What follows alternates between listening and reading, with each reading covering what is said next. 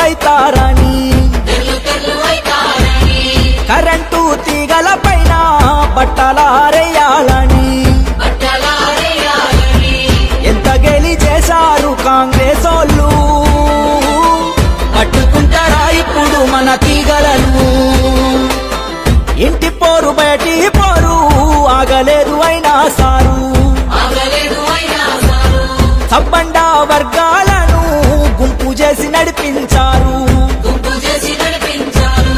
ఎదుగుతున్న చిన్నారి పాప మన నేల